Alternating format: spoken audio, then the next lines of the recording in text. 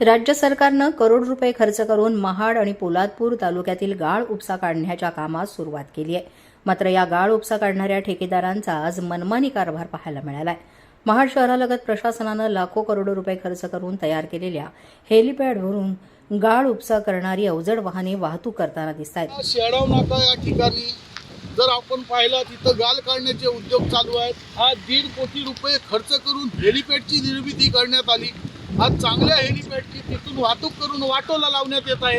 आज जर हा रस्ता आपण इथला समोरचा पाहिला, पूर्ण रस्त्यावर चिखल मातीचा साम्राज्य निर्माण झाला आहे. म्हणजे स्वतः ठेकेदार त्यांच्या आर्थिक स्वार्थासाठी अशा पद्धतीचे जर उद्योग करेल ते छावा मराठा योद्धा अद्याप हे खपून घेणार नाही.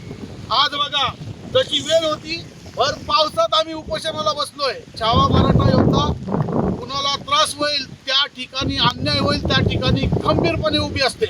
आणि आम्ही त्या ठिकाणी ठणकावून सांगतो, या ठेकेदाराला जर तहसीलदार साहेबांनी आला घातला नाही तर छावा संघटनेमध्ये त्याला आला घालण्याची धमक आहे. या अवजड वाहनांच्या वाहतुकीमुळे हेलिपॅडची दयनीय अवस्था झाल्याचं चित्र या ठिकाणी पाहायला मिळत आहे. तसंच महाडकडून हॉटेल विसावाकडे जाणाऱ्या प्रमुख रस्ता हा सुद्धा पूर्णपणे चिखलमय झाला असून या रस्त्यावर दुचाकी स्वार घसरून अपघात होण्याची दाट शक्यता वर्तवली जाते. प्रशासनाला वारंवार तक्रार करून देखील ठेकेदार कोणालाही न जुमानता मनमानी कारभार करीत आहे.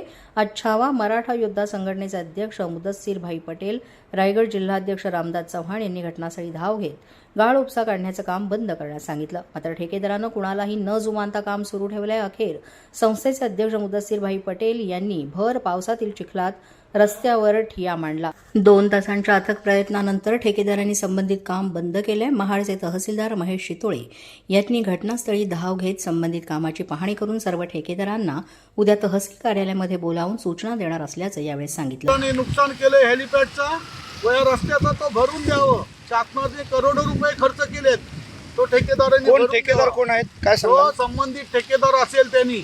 पण असलं हे वाहतुकीला जर अडथळा होत असेल, एखादा मोटरसायकलवाला या रस्त्यावर स्लिप होईल, कोण जबाबदार आहे त्याला? स्वतःच्या आर्थिक स्वार्थासाठी ठेकेदार जर हे करत असतील, आम्ही छावा संघटना, आम्ही राजकारण कधीच केलं नाही, आम्ही सामाजिक कार्य करतो. असल्या ठेकेदारांना धडा शिकवताना आम्हाला चांगलं येतो.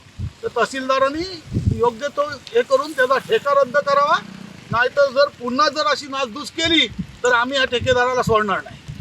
तसंच तहसीलदार महेश शितोळे यांच्या तोंडी आश्वासनानंतर संस्थेचे अध्यक्ष मुदस्सीर पटेल यांनी तात्काळ ठिय्या उपोषण मागे घेतलं.